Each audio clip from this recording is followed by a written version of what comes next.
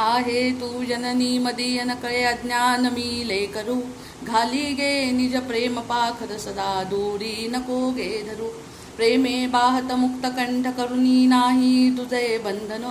प्रल्हादा गुरुराजया नित तुम्हा माझे असो वंदन शांताकारं भुजगशयनं पद्मनाभं सुरेशं विश्वाधारं गगनसदृशं मेघवर्णं शुभांगं लक्ष्मीकान्तं कमलनयनं योगिभिर्ध्यानगम्यं वन्दे विष्णुं भवभयहरं सर्वलोकैकनाथं ॐ नमो भगवते वासुदेवाय ॐ नमो भगवते वासुदेवाय ॐ नमो भगवते वासुदेवाय. अध्याय दुसरा. सांख्ययोग. अर्जुनाची अज्ञान मूढता. संजय वाच. करुणा उपजे मनी पार्थाच्या भरले अश्रूंनी नयन विषण्ण झाला पार्थ ते धवावदे तयाला मधुसूदन. श्री भगवान वाच.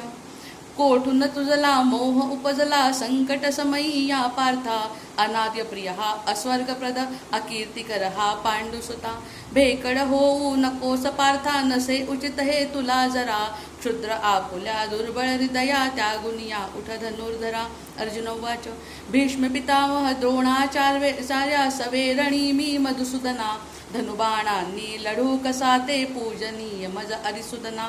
थोर गुरूंना न मारुनी जगी भिक्षाटनही मज योग्य गुरु समारुनी रुधिले लांछित अर्थ कामची मज भोग्य. श्रेष्ठ कार्य ते काय आमचे ज्ञात नसे ते आम्हाला नच जाणेवा आम्ही जिंकू जिंकिल तेवा आम्हाला. मारून ज्यांना समरा माझी आम्ही न जीवन इच्छित असे धृतराष्ट्राचे पुत्र सकळते सन्मुखामुचा सिद्ध असे. दुर्बलतेच्या दोषाने मम स्वभाव झाला निष्क्रिय तो धर्मनिर्णयी मूढ चित्त मी म्हणून तुझला मी पुसतो. सांग मला तू जनार्दना जे निश्चित मजला श्रेय करी शरणागत हा शिष्य तुझा मी म्हणून मज तू बोध करी. जरी लाभे समृद्ध शत्रुहीन भूमी वासुर राज्य मला इंद्रिय शोषक शोक तरी मग कसानुरे न चकळे मला. संजय वाच. कुंती सुताने वदुनी कृष्णा राजा ऐशा वचनाला न युद्ध करी मी बोलून ऐसे स्तब्धपणे तो मग बसला. दोन्ही सेनेमध्ये राजा विषण्ण मानस पार्थाला योगेश्वर श्री कृष्णे हसुनी कथिले ऐशा वचनाला. सांख्ययोग. श्री भगवान वाच. व्यर्थ भारता शोक कशाला करशी ज्याचा करू नये मूढा समरे वर्तन करुनी बुद्धिवादरे करू नये. कितीक जगले कितीक मेले खेद तयांचा मनी जरा मुळी वसेना कधी जयाचा तोच असे पंडित खरा.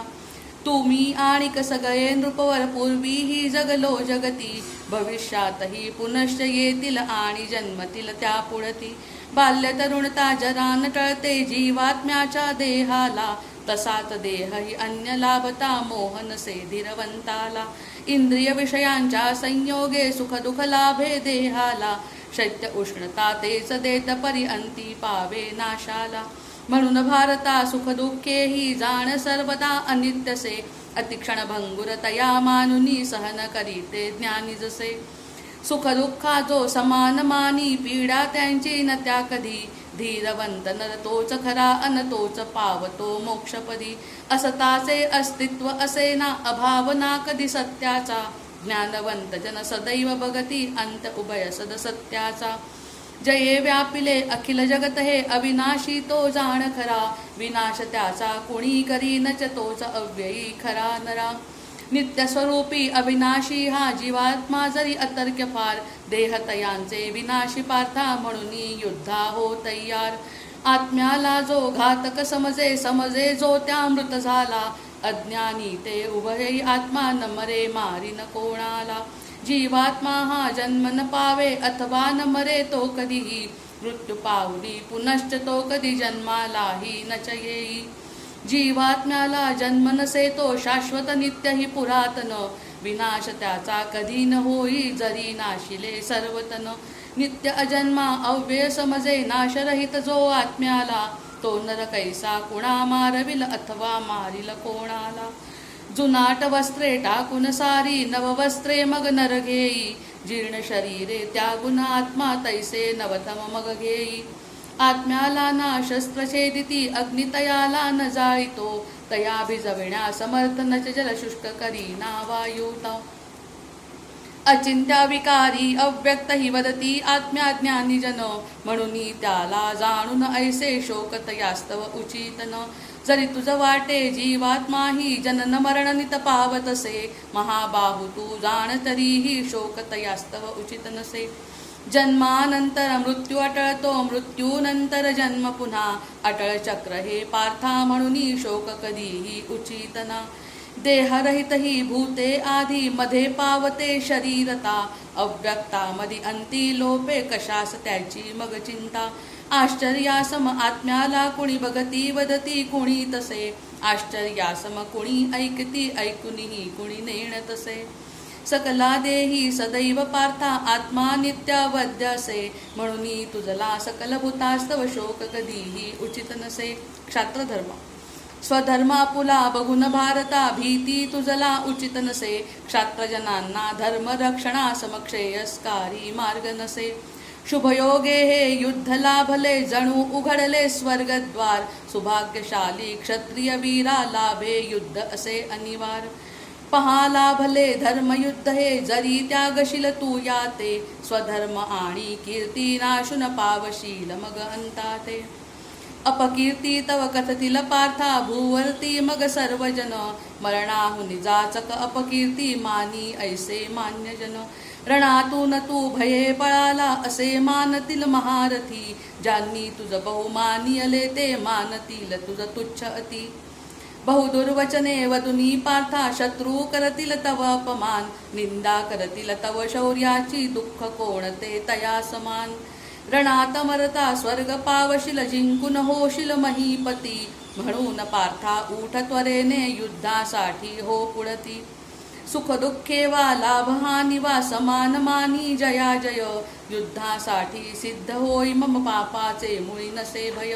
निष्काम कर्मयोग सांख्य ज्ञान तुझ कथिले आता योग ज्ञान तू श्रवण करी या ज्ञानाने कर्मबंधने सुटतील पार्था तव सारी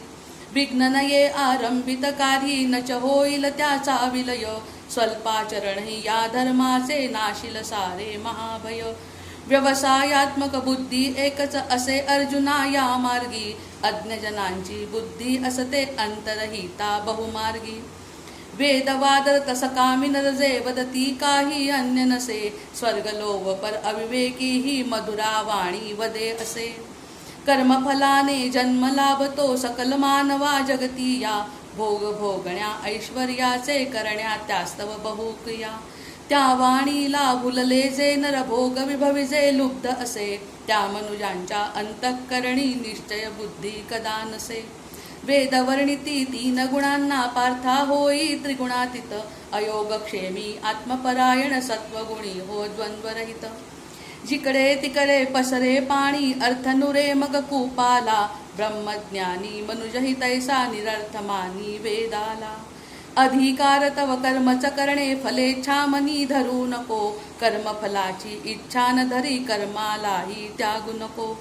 आसक्तीला त्यागुण पार्था सिद्धी असिद्धी मान समान योगयुक्त बनुनी कर कर्मे समत्व बुद्धीस योग मान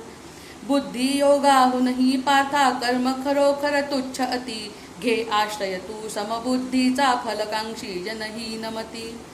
बुद्धिमंत नर पाप पुण्यही त्यागुण राही अलिप्तसे म्हणून होई योग मुक्त तू कर्मी कुशलता योग असे बुद्धियोग तू ज्ञानवंत जन कर्मफला त्यागिती सदा जन्मबुंदनी मुक्त होनी पावे अंती परमपदा मोह कर्दमा पार करूनी जाईल जेव्हा तव बुद्धी श्रवणी आले येईल त्याचा विराग तुझ पावेल तधी